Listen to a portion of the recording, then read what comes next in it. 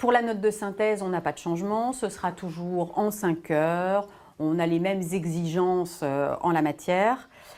En revanche, le coefficient est important, donc nous, ce qu'on va faire, c'est mettre l'accent sur la note de synthèse pour tous nos étudiants, bien entendu. La difficulté technique ne va pas changer entre 2016 et 2017, hein. Mais c'est vrai que le coefficient augmentant, il va falloir vraiment que vous mettiez l'accent sur cet exercice que vous ne connaissez pas normalement, si vous n'avez jamais passé de concours.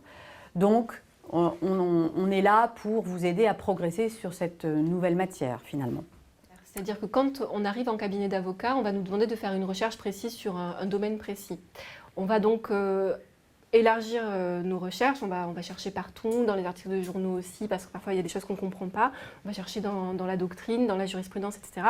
Et on va se retrouver avec un corpus de documents qu'il va falloir étudier, travailler par rapport au thème évidemment qui est imposé par l'avocat pour lequel on travaille. Et on va devoir en ressortir les éléments essentiels. Et en fait, la note de synthèse, c'est ce travail-là. Donc vous ne l'avez pas forcément fait à l'université, mais nous, on vous apprend à le faire en prépa. Et il est hyper important et primordial de savoir faire ça quand on arrive en cabinet d'avocat. C'est-à-dire déjà faire des recherches, mais là, ce qui est intéressant, c'est que pour la note de synthèse, les recherches, elles sont déjà faites. Vous avez un thème précis, vous devez en ressortir l'essentiel.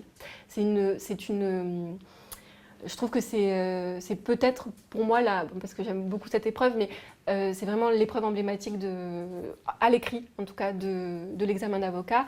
Et c'est une épreuve qu'on essaie de vous apprendre et qu'on essaie de vous faire comprendre comment elle fonctionne et ce à quoi elle sert pour que vous puissiez être bon le jour de l'examen sur cette épreuve-là.